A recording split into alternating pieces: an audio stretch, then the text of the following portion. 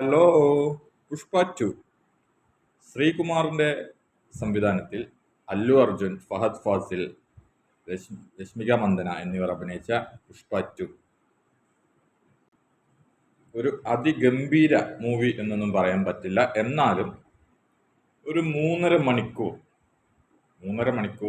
Interval അടക്കം 3.5 മണിക്കൂർ സമയമുണ്ട്. ഈ 3.5 മണിക്കൂറിൽ അവസാനത്തെ ഒരു 10-15 മിനിറ്റ് ഒഴിച്ച് ബാക്കി 3 മണിക്കൂറോളം നല്ല എന്റർടൈനിങ് ആയിട്ട് നമുക്ക് സമയം പോണതറിയാതെ നമുക്ക് കണ്ടിരിക്കാൻ പറ്റാവുന്ന ഒരു ഒരു നല്ല അത്യാവശ്യം തിരക്കടില്ലാത്ത ഒരു മൂവി തന്നെയാണ് പുഷ്പ ടു.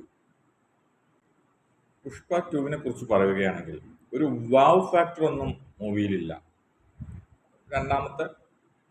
ആദ്യ പാർട്ടിന്റെ തുടർച്ചയെന്നോളം കുറച്ച് ചന്ദനക്കടത്തും മറ്റുള്ള കാര്യങ്ങളുമായി എന്റർടൈൻ ചെയ്യിക്കുന്ന ഒരു movie, fight oriented, action oriented movie എന്ന് തന്നെ പറയാം.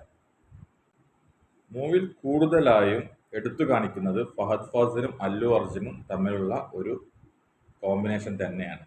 എനിക്ക് തോന്നുന്നു ഫഹദിന് റോള് കുറവാണുള്ളത്, പക്ഷെ കിട്ടിയ റോൾ അത്യധികം ഉജ്ജ്വലമാക്കി ചെയ്തിട്ടുണ്ട്.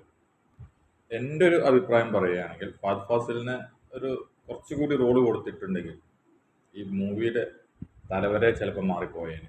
എന്തു തന്നെ ആയാലും നിങ്ങൾക്ക് തിയേറ്ററിൽ പോയി ഒരു വൺ ടൈം വാച്ചബിളായിട്ട് സുഖമായി കണ്ടിരിക്കാവുന്ന ഒരു മൂവി തന്നെയാണ് പുഷ്പ ടു. കൂടുതലായി ഇതിന്റെ കാര്യങ്ങൾ എടുത്ത് പറയാവുന്ന രീതിയിലൊന്നുമില്ല.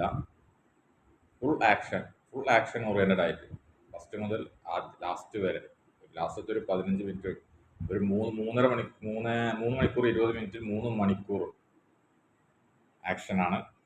നമുക്ക് അധികം ബോറടിപ്പിക്കുന്നില്ല എന്ത് വന്നാലും പക്ഷെ അവസാനത്തെ ഇമോഷണൽ സീൻസ് ബോറടിപ്പിച്ചു എന്നല്ല, അത് ഇമോഷൻ നമുക്ക് കണക്ട് ആവാത്ത രീതിയിലാണ് ചെയ്തു വെച്ചിട്ടുള്ളത്. നമുക്ക് ഡബിങ്ങിന്റെ കുഴപ്പമാണോ ഏതാണെന്നറിയില്ല. എന്നിരുന്നാലും അത് തിയേറ്ററിൽ പോയി വൺ ടൈം വാച്ചബിളായി കാണാവുന്ന ഒരു മൂവി തന്നെയാണ് പുഷ്പ ടു. ഇതിനൊക്കെ പുറമെ പുഷ്പ 3യിലേക്ക് ഒരു കണക്ഷൻ വെച്ചിട്ടാണ് പോയിട്ടുള്ളത്.